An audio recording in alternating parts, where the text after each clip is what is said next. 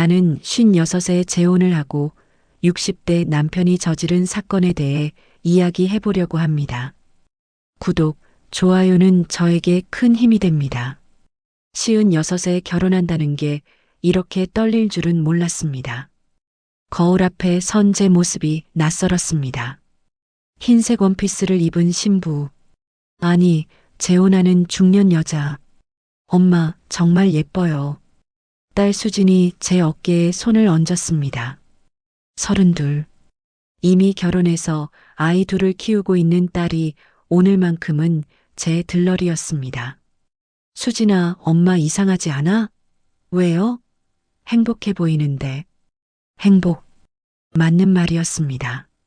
5년 전 남편을 여인 뒤 혼자 살았습니다. 외로웠습니다. 딸은 자기 가정이 있고 아들은 미국에서 살고 있었습니다. 넓은 아파트에 혼자 있으면 벽만 바라보는 날이 많았습니다. 그러던 어느 날 아파트 단지 산책로에서 그 사람을 만났습니다. 김태수? 61살. 저보다 5살 위였습니다. 안녕하세요. 여기서 자주 뵙네요. 그가 먼저 말을 걸었습니다. 단정한 옷차림, 온화한 미소. 첫인상이 좋았습니다. 네, 저도요. 여기 사시나 봐요? 백사동입니다. 부인은요? 107동이요. 같은 아파트 단지였습니다. 그날 이후 우리는 산책길에서 자주 마주쳤습니다. 인사를 나누고 날씨 이야기를 하고 점점 깊은 대화를 나눴습니다. 태수 씨도 혼자였습니다. 3년 전 부인을 암으로 여의었다고 했습니다. 힘드셨겠어요. 많이 힘들었죠. 2년간 투병했거든요. 보는 게 너무 괴로워서 지금도 생각하면 가슴이 아파요. 그의 눈가에 눈물이 맺혔습니다. 저도 울컥했습니다. 남편을 잃은 슬픔을 아는 사람끼리의 공감이었습니다. 6개월 동안 우리는 산책 친구였습니다. 그러다 어느 날 태수 씨가 저녁 식사를 제안했습니다. 정미 씨, 오늘 저녁 같이 드실래요? 단지 앞 한정식집이 맛있던데. 처음엔 어색했습니다. 50 넘어서 남자와 데이트를 하다니. 하지만 태수 씨는 편안했습니다. 자상했고 배려가 깊었습니다. 식사 후 산책을 하며 그가 말했습니다. 정미 씨, 저 혼자 사는 게 너무 외로워요. 정미 씨는 어때요? 저도 그래요. 우리 나이에 또 사랑을 한다는 게 우스울 수도 있지만 정미 씨와 함께 있으면 행복해요. 제 심장이 뛰었습니다. 56에도 이런 감정이 있다는 게 신기했습니다. 저도요, 태수 씨. 그럼 우리 교제할까요? 정식으로. 저는 고개를 끄덕였습니다. 그날부터 우리는 연인이 됐습니다. 주말마다 만나 영화를 보고 맛집을 다녔습니다. 태수 씨는 항상 제 이야기를 경청했고 제가 힘들어하면 위로해줬습니다. 1년 뒤 태수 씨가 청혼했습니다. 정미 씨, 결혼해 주시겠어요? 남은 인생을 함께 살고 싶어요. 저는 울면서 대답했습니다. 네. 하지만 자식들은 반대했습니다. 엄마, 재혼은 좀 그런 거 아니에요? 나이도 있으신데. 수진이 말했습니다. 엄마도 혼자 외로우셔. 좋은 분 만나면 재혼해도 되지. 아들 준호는 전화로 찬성했습니다. 결국 수진도 마지못해 동의했습니다. 태수 씨 쪽 자식들도 비슷했습니다. 아들 하나, 딸 하나. 처음엔 경계했지만 나중엔 축복해줬습니다. 그렇게 오늘 우리는 작은 예식장에서 결혼식을 올렸습니다. 하객은 가족들과 친한 친구들 50명 정도. 성대하진 않았지만 따뜻했습니다. 신랑 신부 서약하시겠습니까? 네. 우리는 손을 맞잡고 대답했습니다. 식이 끝나고 태수 씨가 속삭였습니다. 정미야, 행복하게 해줄게. 나도 여보. 우리는 제 아파트로 신혼살림을 차렸습니다. 태수 씨 집은 전세를 주고 제 집으로 들어왔습니다. 30평대 아파트, 두 사람이 살기엔 충분했습니다. 첫날 밤 태수 씨는 제 짐을 옮기는 것을 도와줬습니다. 여보, 이 상자는 어디 둘까? 거기 안방 옷장에 넣어주세요. 알았어. 그가 상자를 옮기다 멈칫했습니다. 상자 안에서 서류가 보였던 모양입니다. 여보, 이게 뭐야? 아, 그거 보험 서류. 전 남편 사망보험금 받고 정리한 서류들이야. 태수 씨의 표정이 미묘하게 변했습니다. 금방 사라졌지만 저는 놓치지 않았습니다. 보험금이 많이 나왔어? 응. 3억 정도. 3억?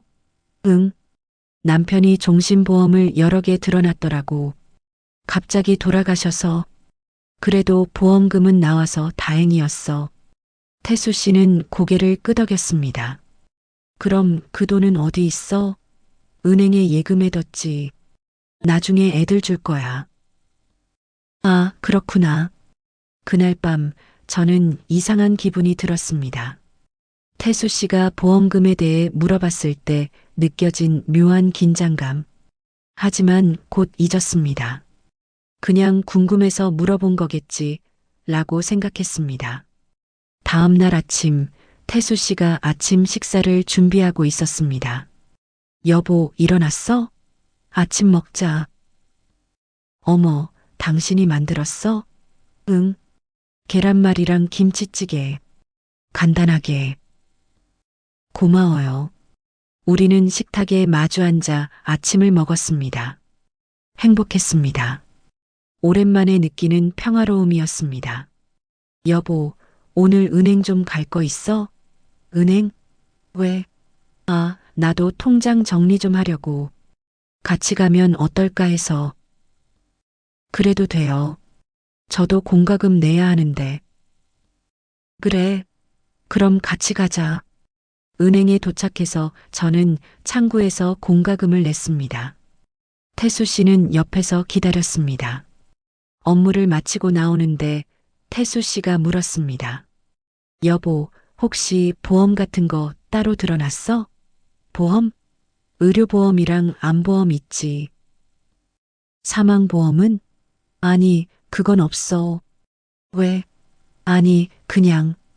우리 나이엔 사망보험도 들어두는 게 좋을 것 같아서. 굳이 필요할까? 응. 만약을 위해서. 나도 하나 들려고. 저는 고개를 끄덕였습니다. 합리적인 제안 같았습니다. 그럼 같이 알아볼까? 그래, 나중에 보험 설계사 소개해 줄게. 그날 저녁 태수 씨의 지인이라는 보험 설계사가 집으로 왔습니다. 안녕하세요. 김민수 실장이라고 합니다. 30대 후반으로 보이는 남자였습니다. 깔끔한 정장 차림에 서류 가방을 들고 있었습니다. 종신보험 알아보신다고 하셨죠? 네. 민수 실장은 여러 상품을 설명했습니다. 보장 범위, 보험료, 수익률. 복잡했지만 태수 씨가 옆에서 설명해 줬습니다. 이 상품이 좋을 것 같아. 사망보험금도 5억이고. 5억이나? 응. 우리 나이엔 이 정도 들어두는 게 좋아. 자식들한테 남겨주는 거지. 저는 주저했습니다. 근데 보험료가 너무 비싼데? 월 50만 원이면 괜찮아. 우리 둘 다 연금 받잖아. 그래도 여보, 만약을 위해서 나도 똑같이 들 거야. 결국 저는 동의했습니다. 태수 씨도 같은 상품에 가입했고 저도 가입했습니다. 서류에 사인하면서 저는 물었습니다. 수익자는 누구로 할까? 배우자로 하는 게 좋지 않을까? 그래야 상속세도 안 내고. 그래도 돼요?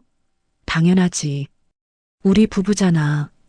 저는 수익자란의 배우자 김태수라고 썼습니다.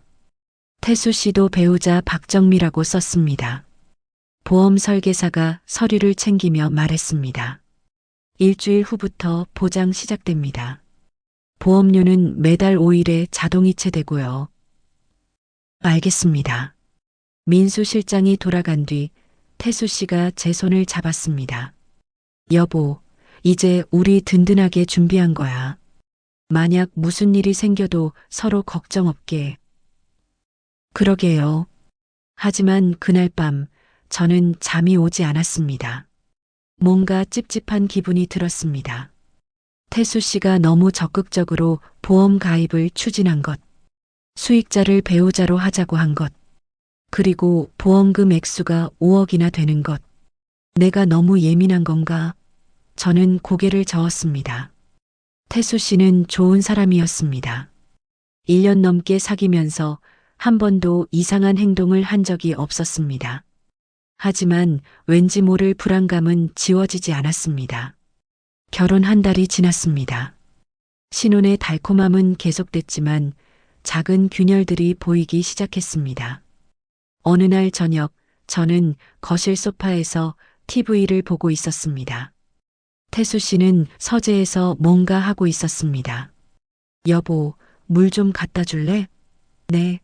저는 부엌으로 가서 물을 따랐습니다. 서재 문이 살짝 열려 있었습니다. 안을 들여다보니 태수 씨가 노트북을 보고 있었습니다.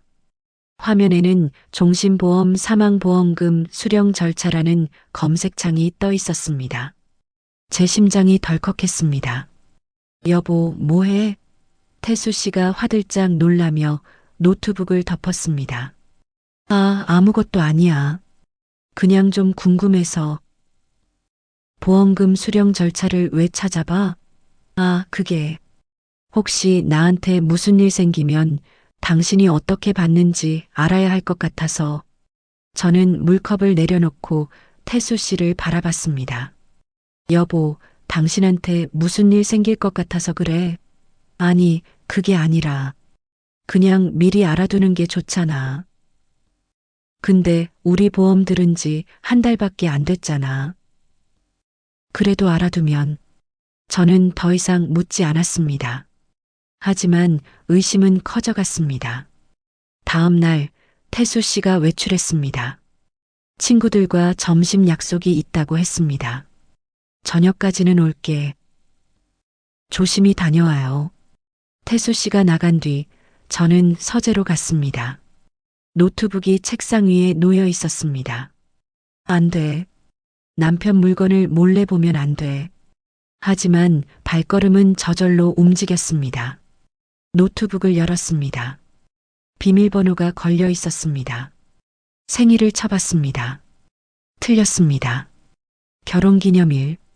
틀렸습니다. 그의 전화번호 뒷자리. 맞았습니다. 노트북이 열렸습니다.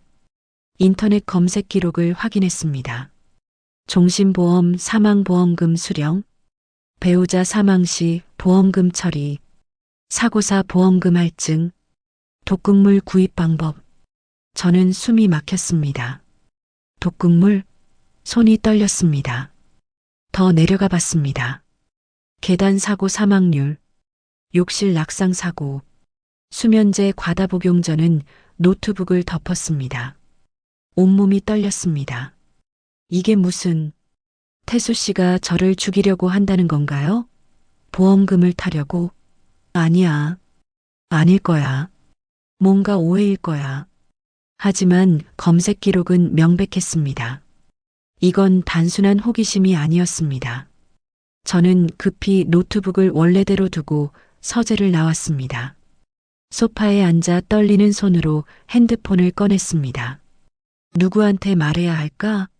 딸? 경찰? 아니면 제가 너무 예민한 건가? 고민하다가 저는 옛 친구에게 전화를 걸었습니다. 김선영. 40년 지기 친구였습니다. 정미야, 웬일이야? 선영아, 나 상담 좀 해줄 수 있어? 무슨 일인데? 저는 태수 씨와의 결혼, 보험 가입, 그리고 오늘 본 검색 기록을 모두 말했습니다. 선영은 한참 침묵하더니 말했습니다. 정미야, 이거 심각한데. 그치? 나만 이상하게 생각하는 게 아니지? 당연하지. 정상적인 사람이 그런 걸 검색해? 독극물이랑 사고사를 같이 검색한다고? 그럼 어떻게 해야 해? 일단 조심해. 태수 씨가 주는 음식이나 약 절대 먹지 마. 그리고 증거를 더 모아봐. 증거? 응. 노트북 검색 기록 사진으로 찍어놔. 나중에 필요할 수도 있어. 그래야 할까? 당연하지, 정미야. 이건 내 목숨이 걸린 문제야. 장난이 아니야.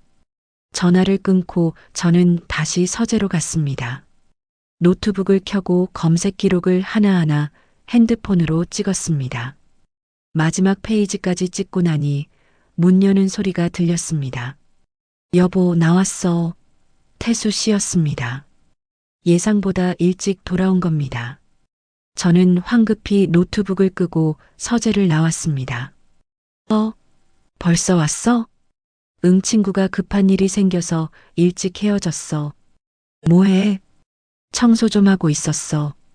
태수 씨는 저를 의심스럽게 바라봤습니다. 서재에서? 응, 먼지 좀 닦으려고. 그래, 고마워. 그날 저녁 태수 씨가 저녁을 차려줬습니다. 여보, 오늘은 내가 저녁 만들었어. 당신 좋아하는 된장찌개. 고마워요. 하지만 저는 숟가락을 들 수가 없었습니다. 혹시 찌개에 뭔가 탄 건 아닐까? 왜 안 먹어? 입맛이 없어서. 어디 아파? 그냥 좀. 태수 씨가 제 이마에 손을 댔습니다. 열은 없는데? 병원 가볼까? 괜찮아요. 좀 쉬면 나을 거예요.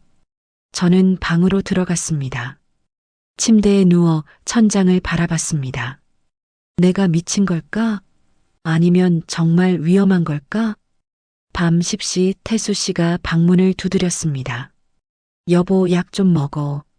소화제. 괜찮아요. 그래도 먹어. 좀 나을 거야. 태수 씨가 물컵과 약을 가져왔습니다. 하얀 알약 한 알. 저는 약을 받았지만 먹지 않았습니다. 고마워요.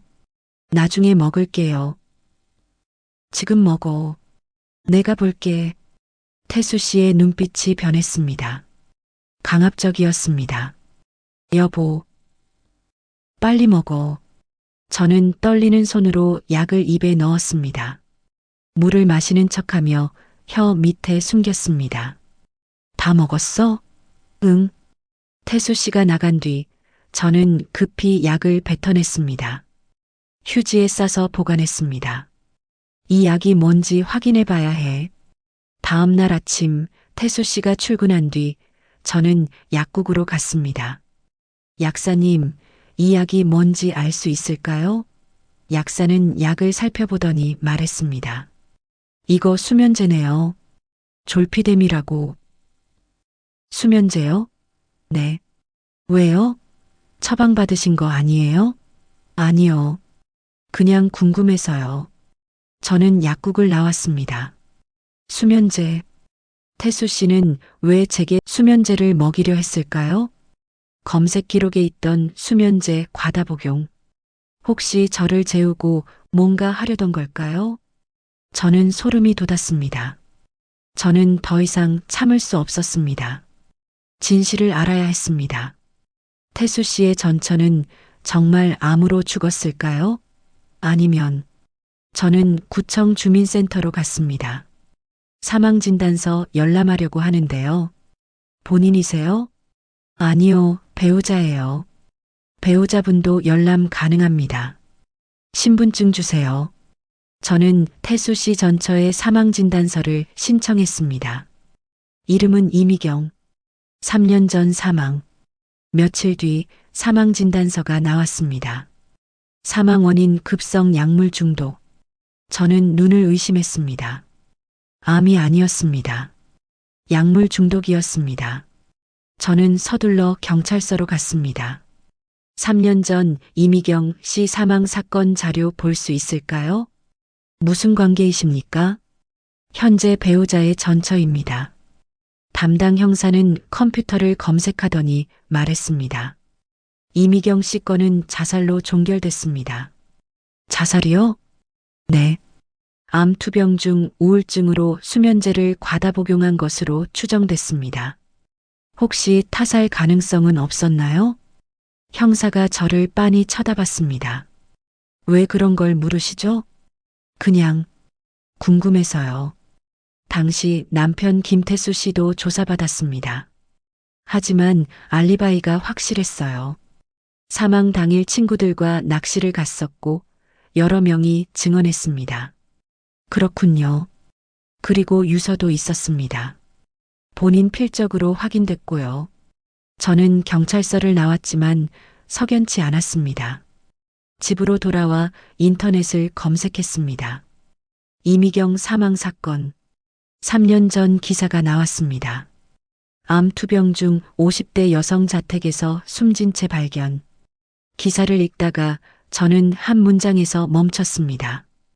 고인은 생전종신보험 5건에 가입해 있었으며 사망보험금은 총 7억 원으로 추정된다. 7억 원. 태수 씨는 전처 사망으로 7억을 받은 겁니다. 그리고 저한테도 5억짜리 보험을 들게 했습니다. 저는 손이 떨렸습니다. 이건 우연이 아니었습니다. 저는 전처의 장례식장을 수소문했습니다. 3년 전이라 기억하는 사람이 많지 않았지만 결국 당시 장례식장 직원을 찾았습니다. 이미경 씨 장례식 기억나세요? 아, 그분. 기억나죠. 남편분이 많이 우시더라고요. 혹시 이상한 점은 없었나요? 이상한 점이요? 네. 뭐든지요. 직원은 잠시 생각하더니 말했습니다. 그러고 보니 이미경 씨 동생 되시는 분이 뭐라고 하시더라고요. 언니 죽음이 이상하다고. 자살할 사람이 아니었다고. 동생이요? 네. 근데 남편분이 진정시키고 그냥 넘어갔어요. 그 동생 연락처 아세요? 글쎄요. 조물록에 남아있을 텐데. 저는 조물록을 확인했습니다. 이미경의 동생, 이미숙, 전화번호가 적혀 있었습니다. 저는 떨리는 손으로 전화를 걸었습니다. 여보세요? 안녕하세요. 혹시 이미경 씨 동생이신가요? 네, 그런데요. 누구시죠? 저는 이미경 씨 남편 김태수 씨와 재혼한 박정미라고 합니다. 전화기 너머로 침묵이 흘렀습니다. 재혼을 하셨다고요? 네. 그런데 제가 여쭤볼 게 있어서요. 혹시 만나서 이야기할 수 있을까요? 다음 날, 저는 이미숙 씨를 만났습니다. 카페에서 마주 앉은 그녀는 50대 초반으로 보였습니다. 언니 얘기를 들으려고 오신 거죠? 내 장례식 때 뭔가 이상하다고 하셨다면서요. 미숙 씨는 한숨을 쉬었습니다. 언니는 절대 자살할 사람이 아니었어요. 암 투병 중이긴 했지만 희망을 잃지 않았거든요. 손주들 보는 게 낙이었어요. 그럼 저는 김태수가 의심스러워요. 언니가 죽기 한 달 전부터 태수 씨 행동이 이상했거든요. 어떻게요? 언니한테 보험을 더 들라고 계속 권했대요. 언니는 이미 보험이 많았는데도요. 그리고 자꾸 약을 챙겨줬대요. 병원 약도 아니고 자기가 사온 영양제나 한약 같은 것들. 저는 숨이 막혔습니다. 그래서 제가 경찰한테 말했어요. 조사해달라고. 근데 알리바이가 확실하다고, 유서도 있다고. 그냥 덮어버리더라고요. 유서는 정말 언니 필적이었나요? 감정 결과도 나왔다고. 근데요? 언니가 평소에 일기를 썼거든요. 저한테 보여준 적도 있어요. 그 필체랑 유서 필체가 좀 달랐어요. 비슷하긴 한데 뭔가 어색했어요. 필적을 위조할 수 있을까요? 요즘은 가능하다고 하더라고요. AI로. 근데 3년 전엔 그런 기술이 널리 알려지진 않았죠. 저는 핸드폰을 꺼내 검색 기록 사진을 보여줬습니다. 이거 좀 보세요. 미숙 씨가 사진들을 보더니 얼굴이 하얗게 질렸습니다. 이게 김태수가 검색한 거예요? 네. 이 나쁜 놈이 언니도 이렇게 죽인 거예요. 미숙 씨가 울기 시작했습니다. 저도 눈물이 났습니다. 박정미 씨, 조심하세요. 당신도 위험해요. 알아요. 그래서 증거를 모으고 있어요. 경찰한테 신고하세요. 검색 기록만으론 부족해요. 더 확실한 증거가 필요해요. 그럼 어떻게 하실 거예요? 저는 잠시 고민했습니다. 일단, 태수 씨 몰래 조사를 더 해야 할 것 같아요. 그가 뭘 계획하고 있는지. 미숙 씨가 제 손을 잡았습니다. 제가 도와드릴게요. 언니 원수를 꼭 갚아야 해요. 우리는 그날부터 협력하기로 했습니다. 일주일 뒤 태수 씨가 또 외출했습니다. 여보, 오늘 친구들이랑 골프 치러 가. 골프? 어디로? 용인 쪽. 저녁 늦게 올게. 태수 씨가 나가자마자 저는 미숙 씨에게 전화했습니다. 지금 나갔어요. 골프 친다고. 제가 미행할게요. 정말 골프장 가는지 확인해 봐야죠. 미숙 씨는 예전에 탐정 일을 했다고 했습니다. 남편 바람 피울 때 혼자 조사했던 경험이 있다고 했습니다. 1시간 뒤 미숙 씨에게서 전화가 왔습니다. 정미 씨, 태수 씨 골프장 안 갔어요. 어디 갔어요? 강남의 한 오피스텔로 갔어요. 지금 안에 들어간 지 30분 됐어요. 오피스텔요? 네. 503호로 들어가는 거 봤어요. 혹시 여자랑? 아직 확인은 못했는데 가능성이 있어요. 저는 충격을 받았습니다. 바람을 피우고 있었던 걸까요? 제가 지금 갈게요. 너무 서두르진 마세요. 일단 제가 더 지켜볼게요. 1시간 뒤 미숙 씨가 다시 전화했습니다. 나왔어요. 그런데 여자랑 같이 나왔어요. 여자요? 네. 30대 초반으로 보이는 여자요. 굉장히 친밀해 보여요. 저는 가슴이 철렁했습니다. 사진 찍었어요? 네. 지금 보내드릴게요. 핸드폰으로 사진이 왔습니다. 태수 씨가 젊은 여자와 오피스텔 앞에서 이야기하고 있었습니다. 여자는 긴 생머리에 날씬한 몸매였습니다. 이 여자가 누구지? 모르겠어요. 근데 태수 씨가 여자 손을 잡고 있어요. 보세요. 확대해 보니 정말 손을 잡고 있었습니다. 더 따라가 볼게요. 미숙 씨는 계속 미행했습니다. 태수 씨와 그 여자는 강남역 근처 레스토랑으로 들어갔습니다. 고급 레스토랑이네요. 연인들이 가는 곳이에요. 저는 분노가 치밀었습니다. 결혼한 지 2달밖에 안 됐는데 바람을 피우다니. 하지만 동시에 의문이 들었습니다. 단순한 바람이 아닐 수도 있었습니다. 혹시 이 여자도 태수 씨의 계획과 관련이 있는 건 아닐까? 저는 미숙 씨에게 말했습니다. 그 여자 신원을 알아낼 수 있을까요? 한번 해볼게요. 차량 번호라도 확인하면. 식사 후 그들은 헤어졌습니다. 여자는 택시를 타고 갔고 태수 씨는 자기 차로 돌아왔습니다. 미숙 씨가 여자가 탄 택시를 따라갔습니다. 택시는 서초동의 한 빌라 앞에서 멈췄습니다. 주소 확인했어요. 서초동 123-45번지. 고마워요. 내일 제가 가볼게요. 그날 저녁 태수 씨가 돌아왔습니다. 여보, 나왔어. 어서 와요. 골프 재미있었어요? 응, 그런데 너무 피곤하네. 나이가 나이니까. 태수 씨는 아무렇지도 않게 거짓말을 했습니다. 저는 속으로 분노했지만 티를 내지 않았습니다. 샤워하고 저녁 먹어요. 그래. 저녁 식사 중 저는 조심스럽게 물었습니다.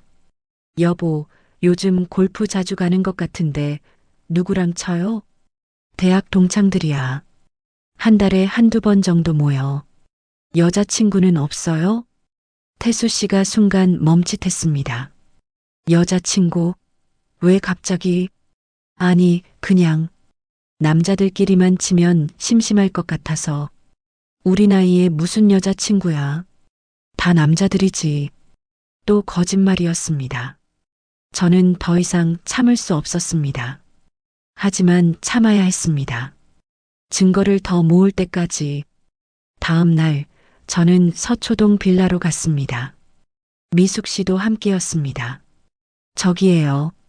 2층 203호. 우리는 빌라 앞에서 기다렸습니다. 1시간쯤 지나자 그 여자가 나왔습니다. 저 여자예요.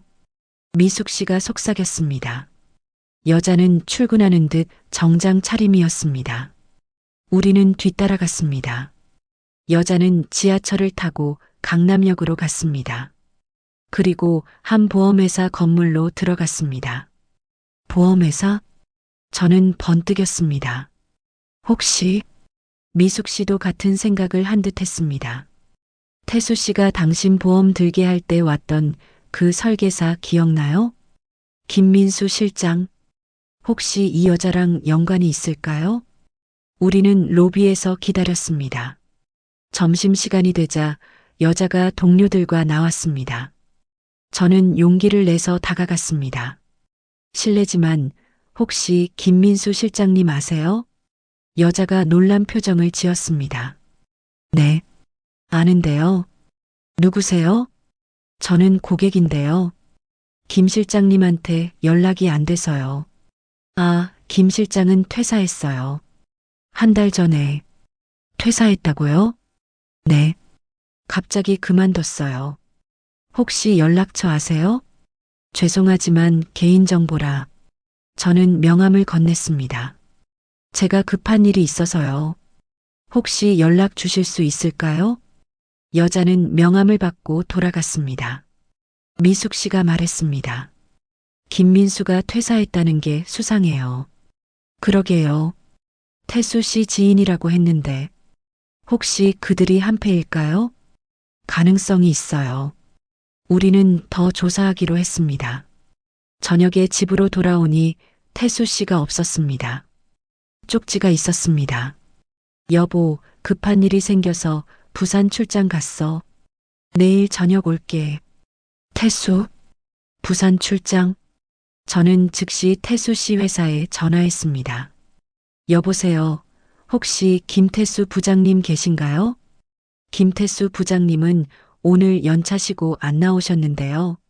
아, 그렇군요. 감사합니다. 또 거짓말이었습니다. 출장이 아니라 연차를 냈습니다. 저는 미숙 씨에게 전화했습니다. 태수 씨가 부산 출장 간다고 했는데 거짓말이에요. 연차 냈대요. 어디 간 걸까요? 모르겠어요. 혹시 그 여자 집에 간 거 아닐까요? 제가 확인해 볼게요. 1시간 뒤 미숙 씨에게서 전화가 왔습니다. 정미 씨, 태수 씨 차가 그 여자 빌라 앞에 주차돼 있어요. 정말요? 네. 지금 안에 들어간 지 30분 됐어요. 저는 이를 악물었습니다. 제가 지금 갈게요. 진정하세요. 흥분하면 안 돼요. 알아요. 근데 눈으로 확인해야겠어요. 저는 서초동 빌라로 갔습니다. 미숙 씨가 주차장에서 기다리고 있었습니다. 2층 203호예요. 불이 켜져 있어요. 우리는 2층으로 올라갔습니다. 203호 문 앞에 섰습니다. 안에서 웃음소리가 들렸습니다. 남자와 여자의 목소리. 저는 초인종을 눌렀습니다. 안이 조용해졌습니다. 누구세요? 여자의 목소리였습니다. 택배요. 문이 열렸습니다. 여자가 놀란 얼굴로 저를 쳐다봤습니다. 누구세요? 저는 문을 밀고 들어갔습니다. 거실에 태수 씨가 서 있었습니다. 여보, 당신 여기서 뭐해? 태수 씨의 얼굴이 하얗게 질렸습니다. 정미야, 이게 아니라 태수 씨가 더듬거렸습니다. 아니긴 뭐가 아니에요? 부산 출장 간다고 거짓말하고 여기서 뭐 하는 거예요? 잠깐, 오해야. 내 말 좀 들어봐. 오해? 무슨 오해요?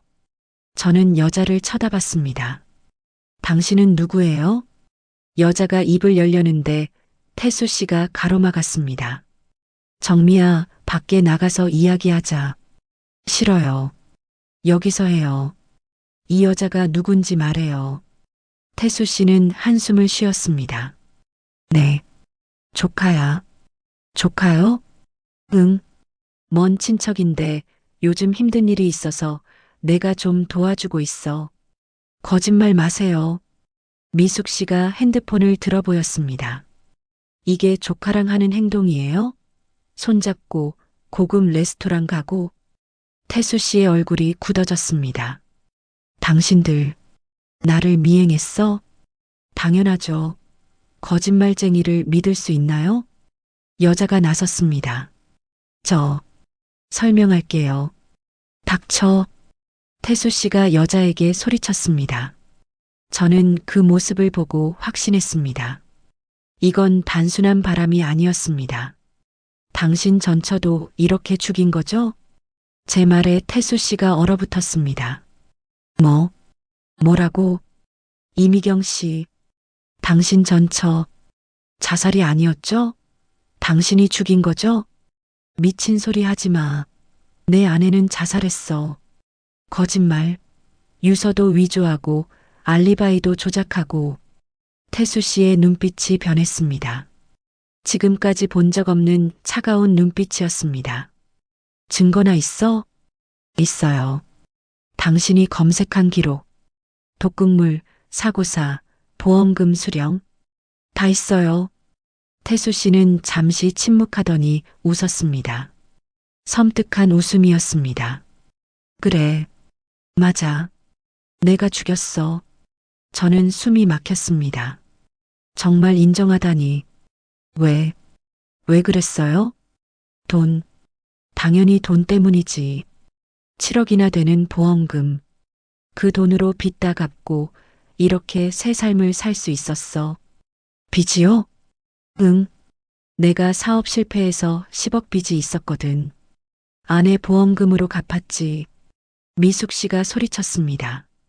이 나쁜 놈, 내 언니를 돈 때문에 죽였어? 미안하지만 내 언니는 어차피 죽을 운명이었어. 안말기였거든. 나는 그냥 좀 앞당긴 것뿐이야. 저는 분노로 몸이 떨렸습니다. 그럼 나도 죽이려고 했던 거예요? 태수 씨가 저를 쳐다봤습니다. 미안해, 정미야.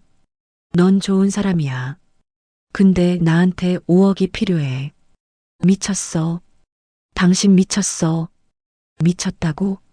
이 세상이 미친 거야. 돈 없으면 개처럼 사는 세상. 나는 그렇게 살기 싫어. 저는 뒷걸음질 쳤습니다. 경찰 불러야겠어요. 태수 씨가 제 손목을 붙잡았습니다. 경찰? 내가 신고할 것 같아? 나요. 증거가 뭐가 있어? 검색 기록? 그건 증거가 안 돼. 호기심으로 검색할 수도 있잖아. 전처 사건을 재수사하면. 재수사? 3년 전 일을 누가 다시 파? 이미 자살로 종결됐어. 유서도 있고 알리바이도 완벽해. 태수 씨는 자신만만했습니다. 그리고 정미야, 내가 경찰한테 신고하면 어떻게 될 것 같아? 아무 증거도 없는데? 오히려 너만 미친 사람 취급받을 거야. 저는 절망감이 밀려왔습니다. 그의 말이 맞을 수도 있었습니다. 하지만 그때 여자가 입을 열었습니다. 녹음했어요. 뭐? 방금 대화. 다 녹음했어요.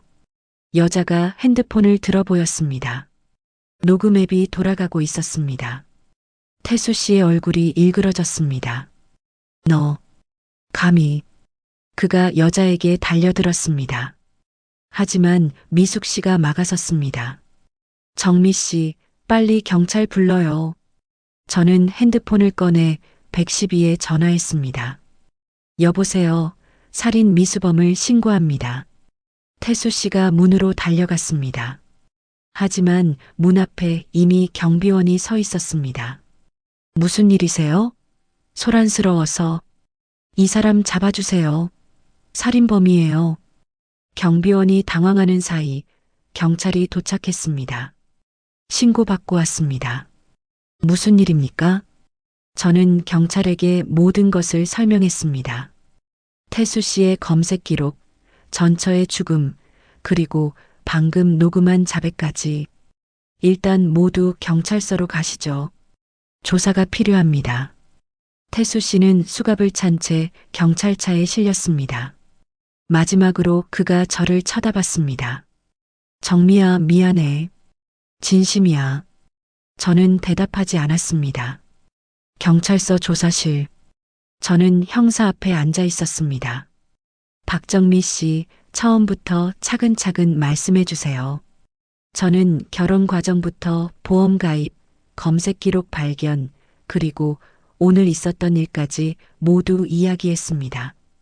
김태수가 자백했다는 게 중요합니다. 녹음 파일이 있죠? 네, 여기요. 저는 그 여자가 녹음한 파일을 건넸습니다. 형사는 파일을 들으며 고개를 끄덕였습니다. 이 여자분은 누구입니까? 저도 잘 모르겠어요. 태수 씨가 조카라고 했는데 옆방에서 그 여자도 조사를 받고 있었습니다. 1시간 뒤 형사가 다시 저를 불렀습니다. 박정미 씨, 중요한 사실을 알아냈습니다. 뭔데요? 그 여자, 이름이 강지은인데요. 김태수의 애인이 맞습니다. 애인. 그리고 그녀도 공범입니다. 저는 눈이 휘둥그레졌습니다. 공범이요? 네. 강지은은 2년 전부터 김태수와 연인 관계였습니다. 그리고 이미경 씨 사망에도 관여했습니다. 어떻게요? 이미경 씨의 수면제를 강지은이 구해줬습니다. 그녀는 당시 병원 간호사였거든요. 저는 충격을 받았습니다. 그럼 왜 녹음을 한 거예요? 자기도 공범인데? 김태수가 그녀를 버리려고 했기 때문입니다. 당신과 결혼한 뒤 강지은과 관계를 정리하려고 했대요. 그래서 복수하려고. 네. 강지은이 우리에게 모든 걸 자백했습니다. 김태수의 계획, 이미경 씨를 어떻게 죽였는지, 당신도 타겟이었다는 것까지. 저는 온몸이 떨렸습니다. 저도 곧 죽을 뻔했던 거네요. 그렇습니다. 김태수는 한 달 내로 당신을 사고사로 만들 계획이었습니다. 어떻게요? 계단에서 밀어서 떨어뜨리거나 욕실에서 미끄러지게 하거나 아니면 수면제를 먹여 의식을 잃게 한 뒤 가스를 틀어놓을 계획이었습니다. 저는 소름이 돋았습니다. 제가 조금만 늦게 알아챘다면. 그럼 전처 이미경 씨는 어떻게 죽은 거예요? 수면제를 과다 복용시켰습니다. 강지은이 병원에서 훔친 수면제를 이미경 씨 약에 섞었고 김태수는 알리바이를 만들기 위해 낚시를 갔습니다. 이미경 씨가 약을 먹고 의식을 잃자 미리 들어와 있던 강지은이 유서를 대필했습니다. 유서를 대필했다고요? 네. 이미경 씨의 필적을 흉내낸 겁니다. 강지은은 원래 서예를 배워서 필적 모사에 능했다고 합니다. 경찰은 왜 못 잡았어요? 당시엔 증거가 없었습니다. 알리바이도 완벽했고 유서도 감정 결과 이상이 없었거든요. 하지만 이제는 강지은의 자백이 있으니 재수사가 가능합니다. 형사는 서류를 정리하며 말했습니다. 박정미 씨, 당신은 정말 운이 좋았습니다. 조금만 늦었어도. 알아요. 저는 눈물을 흘렸습니다. 공포, 안도감, 분노가 한꺼번에 밀려왔습니다. 3일 뒤 경찰은 사망 사건을 재수사하기 시작했습니다. 유가족 이미숙 씨, 나와주세요. 미숙 씨는 울먹이며 조사실로 들어갔습니다. 3년 만에 언니 사건이 다시 조사되는 겁니다. 당시 의심되는 점들을 말씀해 주세요. 언니는 절대 자살할 사람이 아니었어요. 암 투병 중이었지만 희망을 잃지 않았거든요. 그리고 유서 필적도 이상했어요. 어떻게 이상했습니까? 언니 일기장이랑 비교했을 때 비슷하긴 한데 미묘하게 달랐어요. 특히 받침 쓰는 방식이랑 띄어쓰기가. 형사는 3년 전 유서와 이미경 씨의 일기장을 나란히 놓고 비교했습니다. 확실히 다르네요. 당시 감정은 왜 통과된 거지? 대충 본 것 같습니다. 육안으로만 확인하고 넘어갔더라고요. 이번엔 전문가에게 정밀 감정을 의뢰했습니다. 결과는 일주일 뒤에 나왔습니다. 필적이 다릅니다. 유서는 이미경 씨가 쓴 게 아닙니다. 결정적 증거였습니다. 또한 당시 이미경 씨 혈액 샘플을 재분석했습니다. 3년 전 샘플은 다행히 보관돼 있었습니다. 수면제 성분이 치사량의 3배입니다. 이건 자살이 아니라 타살 가능성이 높습니다. 모든 증거가 김태수를 가리켰습니다. 경찰은 김태수와 강지은을 정식으로 구속했습니다. 김태수, 당신은 이미경 씨 살인 혐의, 박정미 씨 살인 미수 혐의로 구속됩니다. 강지은, 당신은 살인 방조 및 증거 인멸 혐의로 구속됩니다. 두 사람은 수갑을 찬 채 호송됐습니다. 언론사에서 방송을 시작했습니다.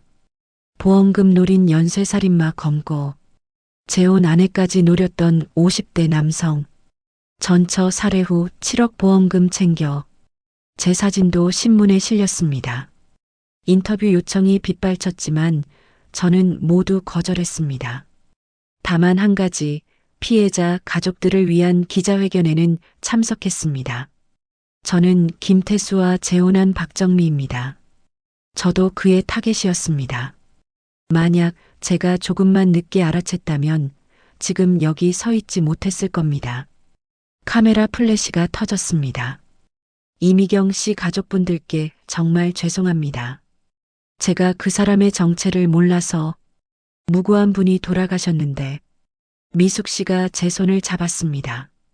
아니에요. 당신 덕분에 언니 억울함을 풀었어요. 고마워요. 우리는 서로 껴안고 울었습니다. 구치소 접견실. 저는 강지은을 만났습니다. 왜 저를 만나자고 했어요? 강지은은 수의를 입고 초췌한 모습이었습니다. 사과하고 싶어서요. 사과요? 네. 제가 정말 미안해요. 당신도 죽일 뻔했잖아요. 저는 차갑게 대답했습니다. 미안하다고 용서받을 수 있을 것 같아요? 아니요. 용서받을 수 없죠. 저는 공범이니까. 강지은은 고개를 떨구었습니다. 그럼 왜 녹음을 한 거예요? 복수하려고요. 태수가 저를 버리려고 했거든요. 사랑했나 봐요? 네. 어리석게도. 강지은은 눈물을 흘렸습니다. 저는 2년 전에 태수를 만났어요. 병원에서 이미경 씨 간병할 때 이미경 씨를 간병하면서 네. 태수는 처음엔 다정했어요. 아내 간병하느라 힘들어하는 남편. 저는 그를 위로해줬어요. 그러다 사랑에 빠졌어요. 그리고 이미경 씨를 죽이는데 협조한 거죠? 네. 태수가 말했어요. 이미경 씨는 어차피 곧 죽을 거라고. 우리가 조금 도와주면 고통 없이 갈 수 있다고. 그리고 보험금으로 우리가 행복하게 살 수 있다고. 그 말을 믿었어요? 믿었어요. 바보같이. 근데 태수는 보험금 받자마자 태도가 변했어요. 저를 만나는 횟수가 줄었고 다른 여자를 찾기 시작했어요. 저 같은, 네. 그래서 화가 났어요. 저는 그 사람을 위해 살인까지 도왔는데 저를 버린다고요?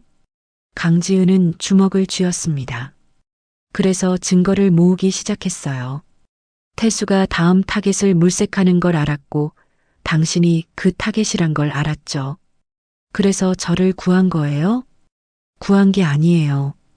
복수한 거예요. 태수를 감옥에 보내려고. 강지은은 자조적으로 웃었습니다. 근데 저도 함께 감옥에 왔네요. 당연한 결과죠. 저는 복잡한 심경이었습니다. 강지은이 없었다면 저는 죽었을 겁니다. 하지만 그녀는 이미경 씨를 죽이는데 가담한 공범이었습니다. 강지은 씨, 재판에서 모든 걸 증언해 주세요. 네, 그럴 거예요. 제가 할 수 있는 유일한 속죄니까요. 저는 접견실을 나왔습니다. 2달 뒤 재판이 시작됐습니다. 서울중앙지방법원 형사합의 12부. 방청석은 만석이었습니다. 언론, 피해자 가족, 그리고 구경꾼들. 저도 방청석에 앉아 있었습니다. 미숙 씨와 나란히. 피고인 김태수, 입장하세요. 김태수가 수의를 입고 들어왔습니다. 수갑과 포승줄에 묶인 채였습니다. 그는 방청석을 둘러보다 저와 눈이 마주쳤습니다. 하지만 저는 고개를 돌렸습니다. 피고인 강지은, 입장하세요. 강지은도 수의 차림이었습니다. 그녀는 고개를 푹 숙이고 있었습니다.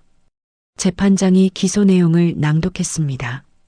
피고인 김태수는 2022년 3월 배우자 이미경을 살해하고 보험금 7억 원을 편취한 혐의, 그리고 2025년 재혼한 배우자 박정미를 살해하려 한 혐의를 받고 있습니다. 피고인 강지은은 김태수의 범행을 방조하고 증거를 인멸한 혐의를 받고 있습니다. 검사가 일어섰습니다. 이것은 치밀하게 계획된 보험금 살인입니다.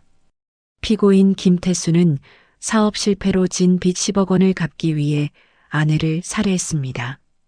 그리고 3년 뒤 같은 수법으로 재혼한 아내도 살해하려 했습니다. 방청석이 웅성거렸습니다. 피고인은 반성하지 않습니다. 구치소에서도 들킬 줄 몰랐다고 말했습니다.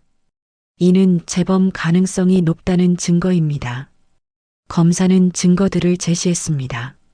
노트북 검색 기록, 강지은의 자백, 필적 감정 결과, 혈액 분석 결과. 검사는 피고인 김태수에게 사형을 구형합니다. 방청석이 술렁였습니다. 사형. 그리고 피고인 강지은에게는 징역 15년을 구형합니다. 김태수의 변호인이 일어섰습니다. 재판장님, 피고인은 극심한 경제적 압박으로 정상적인 판단을 할 수 없었습니다. 10억 원의 빚은 피고인을 파멸로 몰아갔고, 변호인, 재판장이 끊었습니다. 경제적 어려움이 살인의 변명이 될 수 없습니다. 하지만 피고인은 다음 증인 신청하세요. 변호인은 어쩔 수 없이 앉았습니다. 다음은 강지은의 증인 신문이었습니다. 증인 강지은, 피고인 김태수와의 관계를 말씀하세요. 강지은이 증인석에 섰습니다. 저는 김태수의 애인이었습니다. 2년 전부터 이미경 씨 살해에 어떻게 가담했습니까? 제가 병원에서 수면제를 훔쳐 김태수에게 줬습니다. 그리고 이미경 씨가 약을 먹고 의식을 잃자 유서를 대필했습니다. 왜 그랬습니까? 김태수를 사랑했습니다. 그가 보험금을 받으면 저와 결혼할 거라고 믿었습니다. 하지만 김태수는 당신을 버렸죠? 네. 박정미 씨와 재혼하면서 저를 버렸습니다. 그래서 녹음을 한 겁니까? 네. 복수하고 싶었습니다. 증인 신문이 끝나고 휴정이 선언됐습니다. 저는 화장실에서 얼굴을 씻었습니다. 거울 속 제 모습이 낯설었습니다. 나는 왜 이렇게 운이 없을까? 첫 남편은 갑자기 사고로 죽었고 2번째 남편은 연쇄살인마였습니다. 정미 씨, 미숙 씨가 들어왔습니다. 괜찮아요? 네. 그냥 좀 힘들어서요. 당연하죠. 이런 일을 겪었는데. 미숙 씨가 제 어깨를 두드렸습니다. 우리 끝까지 봅시다. 저 나쁜 놈이 벌 받는 거. 네.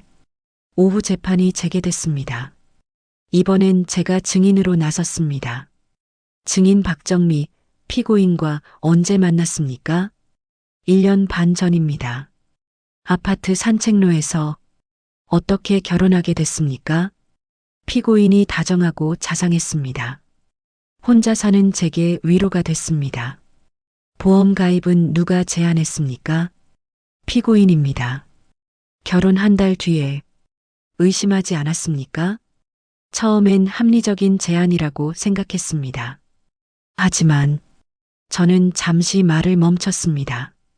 노트북 검색 기록을 보고 의심하기 시작했습니다. 어떤 검색 기록입니까? 독극물, 사고사, 수면제 과다 복용. 그런 것들이었습니다. 방청석이 다시 술렁였습니다.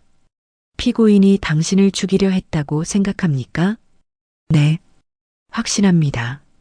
저는 김태수를 똑바로 쳐다봤습니다. 그는 고개를 돌렸습니다. 이상입니다. 저는 증인석에서 내려왔습니다. 재판은 다음 주로 연기됐습니다. 일주일 뒤 재판이 재개됐습니다. 이번엔 김태수가 직접 증언석에 섰습니다. 피고인 김태수 혐의를 인정합니까? 김태수는 잠시 침묵하더니 입을 열었습니다. 인정하지 않습니다. 방청석이 술렁였습니다. 이미경 씨 살해를 인정하지 않습니까? 제 아내는 자살했습니다. 저는 죽이지 않았습니다. 하지만 강지은의 증언이. 강지은은 거짓말쟁이입니다. 저를 모함하고 있는 겁니다. 검사가 벌떡 일어났습니다. 피고인, 당신은 강지은 앞에서 모든 걸 자백했습니다. 녹음 파일도 있습니다. 그건 조작입니다. 강지은이 편집한 겁니다. 편집이라고요? 네. 요즘은 AI로 음성 합성이 가능합니다. 제 목소리를 따라 만들 수 있습니다. 검사는 당황했습니다. 그럼 피고인은 박정미 씨 살해 시도도 부인합니까? 저는 박정미 씨를 사랑했습니다. 왜 죽이겠습니까? 보험금 때문이죠. 보험금은 만약을 위해 든 것뿐입니다. 정상적인 부부들도 다 하는 일입니다. 김태수는 뻔뻔했습니다. 저는 분노가 치밀었습니다. 노트북 검색 기록은 어떻게 설명하시겠습니까? 호기심이었습니다. 범죄 드라마를 좋아해서 그런 것들을 검색했을 뿐입니다. 수면제를 박정미 씨에게 먹인 것은요? 아내가 소화불량이라고 해서 소화제를 준 겁니다. 수면제가 아닙니다. 하지만 약사 감정 결과 약사가 착각한 겁니다. 소화제와 수면제는 모양이 비슷합니다. 김태수는 모든 혐의를 부인했습니다. 재판장이 말했습니다. 피고인은 반성하지 않는 것으로 보입니다. 다음 주에 최종 변론을 듣겠습니다. 재판이 끝나고 저는 검사를 찾아갔습니다. 검사님, 저 사람 저렇게 부인하면 어떻게 되나요? 걱정 마세요. 증거가 충분합니다. 강지은의 증언, 필적 감정, 혈액 분석, 모두 김태수를 가리킵니다. 하지만 저 사람은 계속 부인할 것 같은데요. 부인해도 소용없습니다.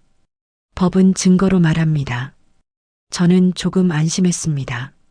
집으로 돌아오는 길, 저는 딸 수진에게 전화를 받았습니다. 엄마, 재판 어떻게 됐어요? 태수가 모든 걸 부인했어. 뻔뻔하네요. 증거가 있는데도요? 그래도 검사님이 걱정하지 말래. 증거가 충분하대. 엄마, 스트레스 너무 받지 마세요. 건강이 제일 중요해요. 알아, 고마워. 전화를 끊고 저는 집에 도착했습니다. 예전에 태수와 함께 살던 집, 이제는 혼자입니다. 거실을 둘러봤습니다. 태수가 앉았던 소파, 태수가 사용했던 서재, 모든 게 악몽 같았습니다. 다시는 재혼하지 말아야지. 저는 쓸쓸하게 웃었습니다. 최종 변론일. 법정은 더욱 긴장감이 돌았습니다. 검사가 먼저 최종 변론을 시작했습니다. 재판장님, 이 사건은 명백한 보험금 살인입니다. 피고인 김태수는 치밀하게 계획을 세워 아내를 살해했고 3년 뒤 같은 수법으로 재혼한 아내도 살해하려 했습니다. 검사는 증거들을 하나씩 제시했습니다. 첫째, 강지은의 상세한 증언.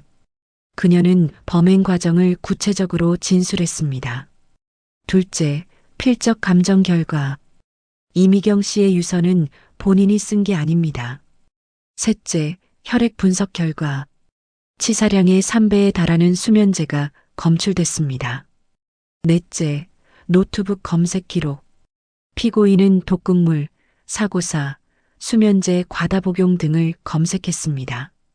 다섯째, 녹음 파일. 피고인이 직접 범행을 자백했습니다. 검사는 힘주어 말했습니다. 이 모든 증거는 피고인의 범행을 명백히 입증합니다. 피고인은 돈을 위해 2명의 무고한 여성을 희생시켰습니다. 이는 용서받을 수 없는 범죄입니다. 검사는 피고인 김태수에게 사형을, 피고인 강지은에게 징역 15년을 구형합니다. 다음은 변호인의 차례였습니다. 재판장님, 피고인은 결백합니다. 변호인은 자신 있게 말했습니다. 강지은의 증언은 신뢰할 수 없습니다. 그녀는 피고인에게 버림받은 원한으로 거짓 증언을 하고 있습니다. 필적 감정도 100% 확실하지 않습니다. 사람의 필적은 시기에 따라 변할 수 있습니다. 혈액 분석 결과도 이미경 씨가 스스로 과다 복용했을 가능성을 배제하지 못합니다. 노트북 검색 기록은 단순한 호기심의 결과일 수 있습니다. 녹음 파일은 편집됐거나 조작됐을 가능성이 있습니다. 변호인은 각 증거에 대해 반박했습니다. 하지만 설득력은 약했습니다. 피고인은 평범한 가장입니다. 아내를 사랑했고 재혼한 아내도 사랑했습니다. 단지 불행하게도 첫 번째 아내가 자살했고 두 번째 아내가 오해를 한 것뿐입니다. 변호인은 피고인의 무죄를 주장합니다. 변론이 끝나고 재판장이 말했습니다. 선고는 2주 뒤에 하겠습니다. 선고를 기다리는 2주는 지옥 같았습니다. 저는 밤마다 악몽을 꿨습니다. 태수가 저를 계단에서 밀어 떨어뜨리는 꿈. 태수가 제 입에 수면제를 강제로 먹이는 꿈. 엄마, 또 악몽 꾸셨어요? 수진이 걱정스럽게 물었습니다. 응, 괜찮아. 심리 상담 받아보세요. 나중에 생각해 볼게.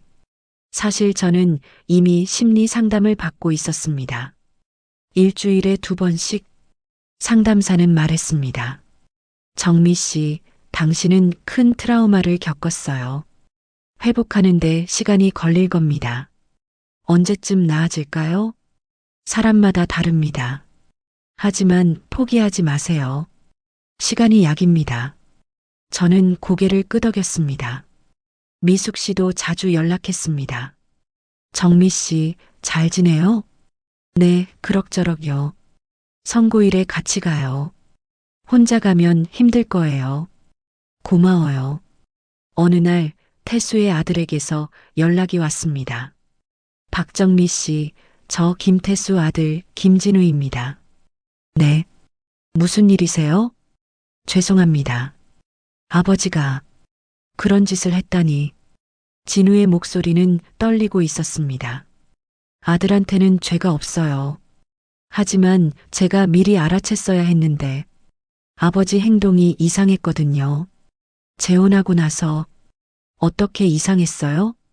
자꾸 돈 얘기를 했어요. 정미 씨 재산이 얼마냐, 보험은 얼마나 드러났냐. 저는 그냥 궁금해서 묻는 줄 알았어요. 저는 한숨을 쉬었습니다. 진우 씨도 피해자예요.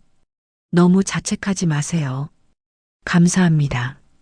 그리고 정말 죄송합니다. 전화를 끊고 저는 생각했습니다.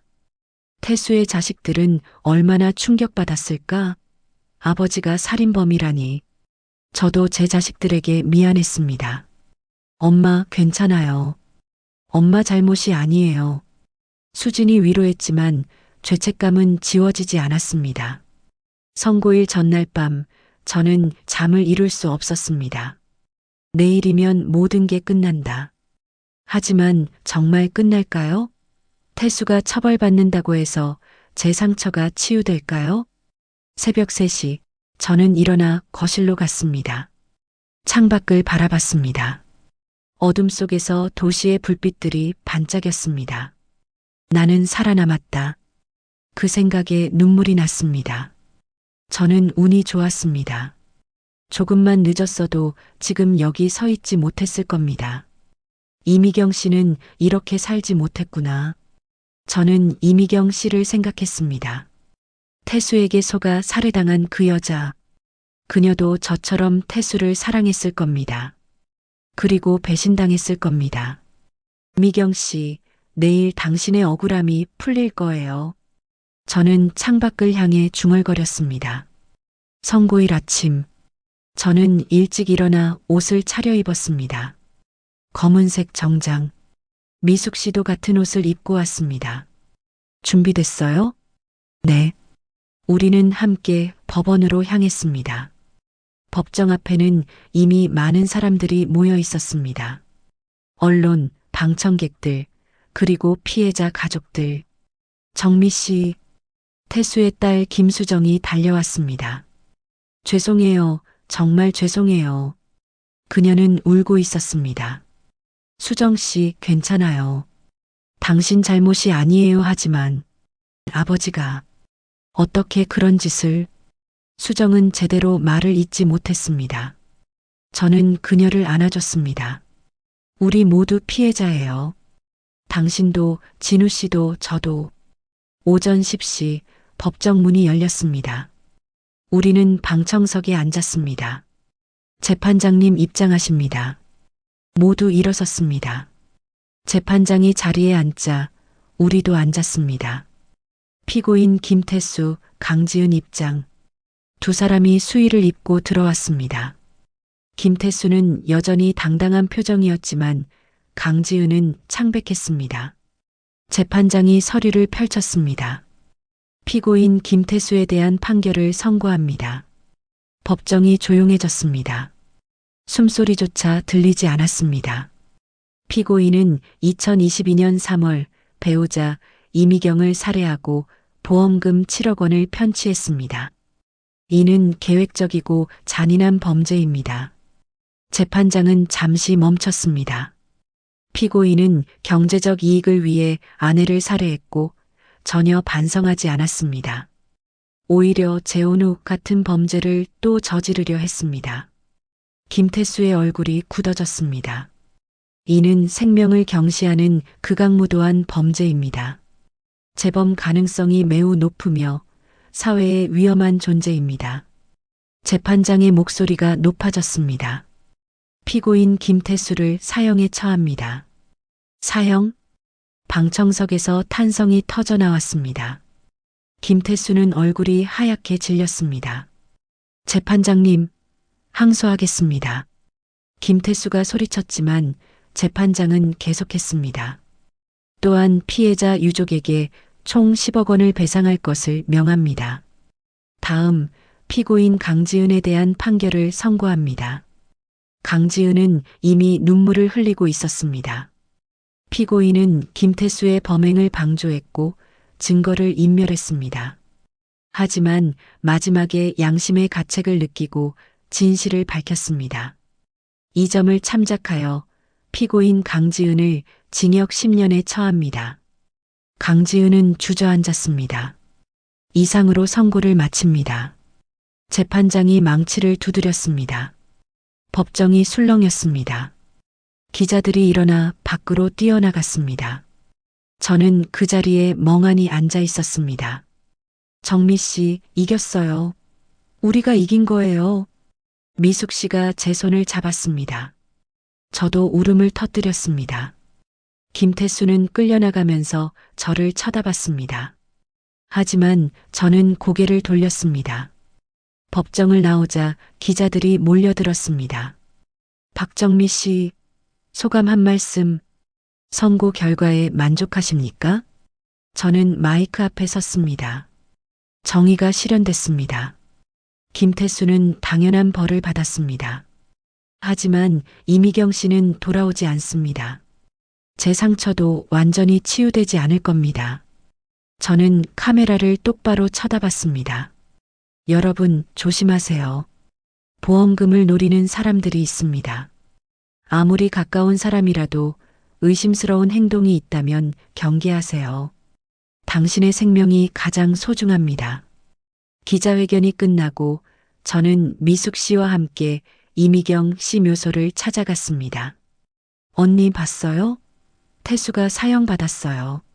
미숙 씨가 묘비 앞에서 말했습니다. 이제 편히 쉬세요. 저도 고개를 숙였습니다. 이미경 씨, 당신을 지켜주지 못해서 죄송해요. 하지만 이제 정의가 실현됐어요. 우리는 한참을 그 자리에 서 있었습니다.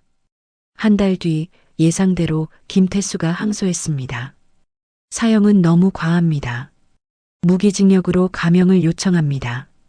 변호인이 항소 이유서를 제출했습니다. 저는 검사에게 전화했습니다.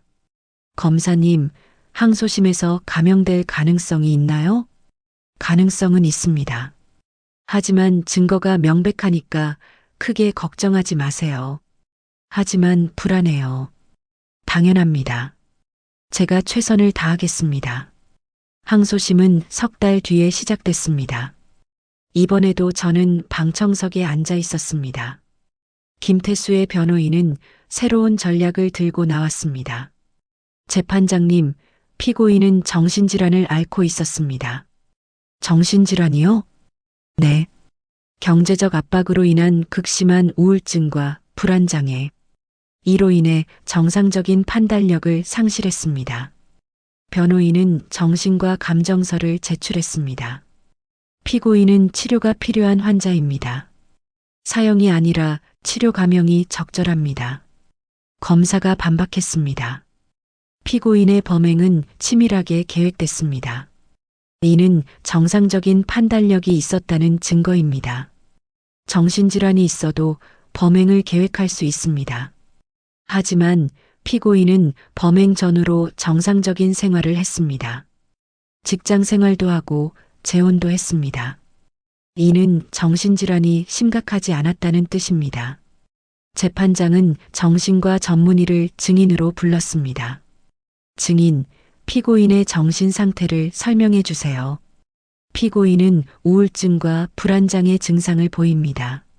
하지만 이것이 범행 당시 심신미약 상태였다고 보기는 어렵습니다. 왜 그렇습니까? 피고인은 범행을 치밀하게 계획했고 증거인멸도 시도했습니다. 이는 정상적인 판단력이 있었다는 뜻입니다. 검사가 추가 질문했습니다. 그럼 피고인이 제출한 정신과 감정서는 어떻게 봐야 합니까? 그건 범행 후 나타난 증상일 가능성이 높습니다. 범행 당시와는 다를 수 있습니다. 변호인의 전략은 실패했습니다. 항소심 선고일. 저는 다시 법정에 앉아 있었습니다. 항소를 기각합니다. 원심을 유지합니다. 김태수의 사형이 확정됐습니다. 김태수는 절규했습니다. 안 돼. 다시 재판해 주세요. 하지만 법정은 이미 결정을 내렸습니다. 김태수는 포기하지 않았습니다. 상고를 했습니다. 대법원에서 판결이 뒤집힐 수도 있습니다. 변호인은 희망을 버리지 않았습니다. 하지만 대법원은 6개월 뒤 상고를 기각했습니다. 원심이 정당합니다. 상고를 기각합니다. 김태수의 사형이 최종 확정됐습니다. 저는 그 소식을 듣고 안도했습니다. 드디어 끝났습니다. 하지만 동시에 허전함도 느껴졌습니다. 2년간의 긴 싸움이 끝난 겁니다. 정미 씨, 이제 진짜 끝났어요. 미숙 씨가 전화로 말했습니다. 네, 끝났네요. 이제 새로운 삶을 사세요. 과거에 얽매이지 말고 노력해 볼게요. 저는 상담사를 다시 찾아갔습니다. 정미 씨, 재판이 끝났다니 다행이네요. 네. 근데 이상하게 허전해요. 당연합니다. 2년간 싸워왔는데 갑자기 끝나니까요. 이제 어떻게 살아야 할까요? 천천히 회복하면 됩니다. 새로운 일상을 만들어 가세요. 상담사의 말에 저는 고개를 끄덕였습니다. 재판이 끝난 지 6개월이 지났습니다. 저는 조금씩 일상을 되찾아갔습니다. 상담을 계속 받았고 운동도 시작했습니다. 엄마, 요즘 표정이 좀 밝아진 것 같아요. 수진이 말했습니다. 그래, 나도 그런 것 같아. 친구들도 좀 만나세요. 집에만 있지 말고. 그럴게. 저는 옛 친구들을 다시 만나기 시작했습니다. 처음엔 어색했습니다. 제 이야기가 언론에 많이 나왔으니까요. 정미야, 정말 힘들었겠다. 응, 이제 좀 괜찮아. 친구들은 조심스럽게 위로해줬습니다. 어느 날 미숙 씨에게서 제안이 왔습니다. 정미 씨, 우리 모임 하나 만들까요? 모임요? 네. 보험금 살인 피해자 가족 모임. 우리처럼 피해를 입은 사람들을 돕는 거예요. 저는 잠시 생각했습니다. 좋은 생각이에요. 우리는 생명지킴이 모임을 만들었습니다. SNS 계정을 만들고 피해자들을 모집했습니다. 반응은 뜨거웠습니다. 저도 남편한테 당할 뻔했어요. 저는 아내가 보험금 노리고 독살하려 했어요. 비슷한 사연들이 쏟아졌습니다. 우리는 매주 모임을 열어 경험을 나누고 법률 자문을 제공했습니다. 의심되는 행동이 있으면 바로 신고하세요.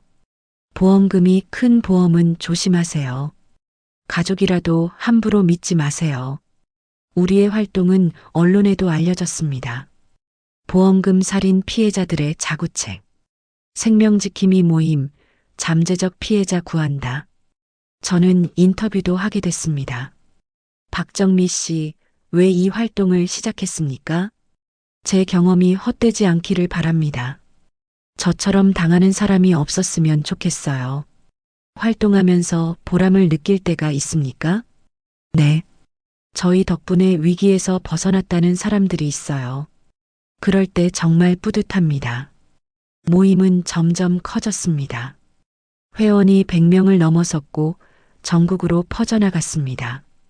어느 날 교도소에서 편지가 왔습니다. 김태수에게서였습니다. 저는 편지를 보고 망설였습니다. 읽어야 할까? 아니면 버려야 할까? 결국 저는 편지를 뜯었습니다. 정미에게 이 편지를 읽을지 모르겠다. 아마 버렸을 수도 있겠지. 나는 지금 사형수 감방에 있다. 매일이 지옥이다. 정미야, 미안하다. 진심으로. 나는 나쁜 사람이었다. 돈에 눈이 멀어 사람을 죽이려 했다. 지금 생각하면 미친 짓이었다. 왜 그랬는지 나도 모르겠다. 처음 너를 만났을 때 나는 정말 외로웠다. 그건 거짓말이 아니다. 그리고 너와 시간을 보내면서 행복했다. 그것도 진심이다. 하지만 빚에 쪼들리던 나는 악마에게 영혼을 팔았다. 보험금. 그 돈이 있으면 모든 게 해결될 거라고 생각했다.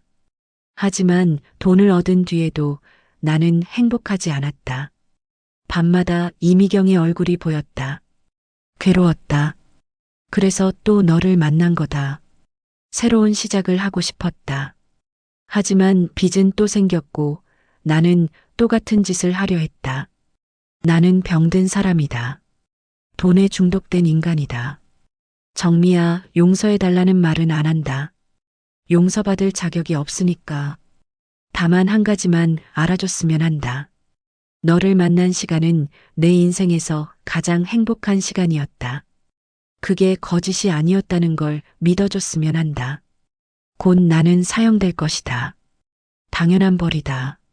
마지막으로 건강하게 살아라. 행복하게 살아라. 그게 내가 바라는 유일한 것이다. 태수, 저는 편지를 읽으며 울었습니다. 분노도 슬픔도 연민도 뒤섞인 눈물이었습니다. 저는 답장을 쓸까 고민했습니다. 하지만 결국 쓰지 않았습니다. 용서할 수는 없었지만 미워할 힘도 없었습니다. 2년 뒤 김태수의 사형이 집행됐습니다. 법무부에서 연락이 왔습니다. 유족으로서 집행에 참관하시겠습니까? 저는 거절했습니다. 아니요. 참관하지 않겠습니다. 그날 저는 집에 있었습니다. TV 뉴스에서 속보가 나왔습니다. 보험금 연쇄살인범 김태수 오늘 오전 사형 집행. 저는 TV를 껐습니다. 창밖을 바라봤습니다. 봄이었습니다. 벚꽃이 피고 있었습니다. 끝났구나. 저는 중얼거렸습니다. 미숙 씨에게서 전화가 왔습니다. 정미 씨, 뉴스 봤어요? 네. 어때요? 기분이. 모르겠어요. 후련하기도 하고, 허전하기도 하고. 저도 그래요. 언니 원수를 갚긴 했는데, 뭔가 공허해요. 시간이 약이겠죠. 그렇겠죠. 우리는 한참을 침묵했습니다. 정미 씨, 우리 이제 앞만 보고 삽시다. 네, 그래요. 사형 집행 후 1년이 지났습니다. 저는 많이 회복됐습니다. 악몽도 줄어들었고 웃을 수 있게 됐습니다. 생명지킴이 모임은 이제 전국적인 단체가 됐습니다. 회원이 500명을 넘었고 정부 지원도 받게 됐습니다. 우리는 보험금 살인 예방 캠페인을 벌였습니다. 사랑하는 사람이 갑자기 큰 보험을 들자고 하면 의심하세요. 수익자가 배우자로만 돼 있다면 조심하세요. 의심스러운 행동이 있다면 주저없이 신고하세요. 우리 캠페인 덕분에 많은 사람들이 위기에서 벗어났습니다. 어느 날 한 여자가 저를 찾아왔습니다. 선생님, 감사합니다. 무슨 일이세요? 저도 남편한테 당할 뻔했어요. 근데 선생님 인터뷰를 보고 의심하기 시작했어요. 그래서 조사해 봤더니 정말 저를 죽이려 했더라고요. 지금은 어떻게 됐어요? 남편 고소했어요. 지금 재판 중이에요. 잘하셨어요. 그녀는 제 손을 꼭 잡았습니다. 선생님이 아니었으면 저 지금 없었을 거예요. 정말 감사합니다. 저는 눈물이 났습니다. 제 경험이 누군가를 구했다는 사실이 감사했습니다. 김태수가 사형된 지 5년이 지났습니다. 저는 61살이 됐습니다. 생명지킴이 모임은 이제 비영리 재단이 됐습니다. 저는 이사장을 맡고 있습니다. 우리는 전국 각지에서 교육을 하고 피해자를 상담하고 법률 지원을 합니다. 지난 5년간 우리가 도운 사람은 3,000명이 넘습니다. 우리 덕분에 목숨을 구한 사람만 200명이 넘습니다. 정부는 우리의 노력을 인정해 국민 포장을 수여했습니다. 시상식에서 저는 소감을 밝혔습니다. 저는 5년 전 죽을 뻔했습니다. 재혼한 남편이 저를 죽이고 보험금을 타려 했습니다. 청중이 조용해졌습니다. 하지만 저는 살아남았습니다. 그리고 결심했습니다. 제 경험을 헛되지 않게 하겠다고. 지난 5년간 우리는 많은 사람들을 도왔습니다. 보험금 살인의 위험에서 벗어나게 했습니다. 하지만 아직 갈 길이 멉니다. 여전히 보험금을 노리는 사람들이 있습니다. 저는 카메라를 똑바로 쳐다봤습니다. 여러분, 조심하세요. 가족이라도 배우자라도 함부로 믿지 마세요. 의심스러운 행동이 있다면 경계하세요. 당신의 생명이 가장 소중합니다. 박수가 쏟아졌습니다. 시상식이 끝나고 저는 미숙 씨와 함께 이미경 씨 묘소를 찾아갔습니다. 언니, 우리 잘하고 있죠? 미숙 씨가 묘비에 손을 댔습니다. 언니 덕분에 많은 사람들이 살았어요. 감사해요. 저도 고개를 숙였습니다. 미경 씨, 편히 쉬세요. 우리가 계속 싸울게요. 집으로 돌아오는 길, 저는 창밖을 바라봤습니다. 가을 하늘이 맑았습니다. 나는 살아남았다. 그 생각에 감사했습니다. 태수를 만난 것도, 죽을 뻔한 것도 모두 제 인생의 일부였습니다. 하지만 그게 전부는 아니었습니다. 저는 그 경험을 통해 더 강해졌고 더 많은 사람을 도울 수 있게 됐습니다. 집에 도착해 거울을 봤습니다. 주름진 얼굴.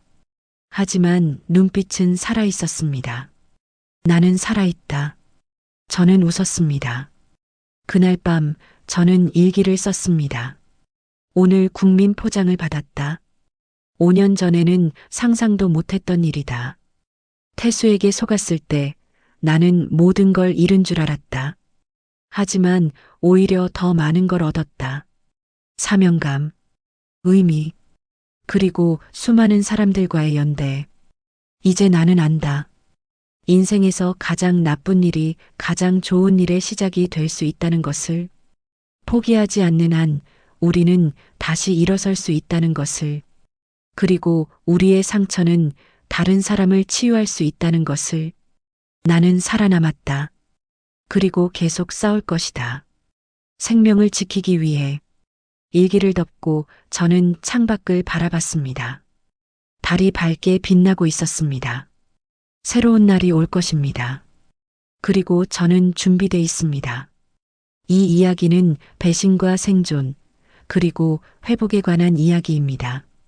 때로는 가장 가까운 사람이 가장 위험할 수 있습니다. 하지만 우리는 살아남을 수 있습니다. 그리고 그 경험을 통해 더 많은 사람을 구할 수 있습니다. 당신의 생명은 소중합니다. 조심하세요. 그리고 의심스러울 때는 경계하세요. 다음 이야기도 기대가 되신다면 구독, 좋아요 부탁드립니다. 감사합니다.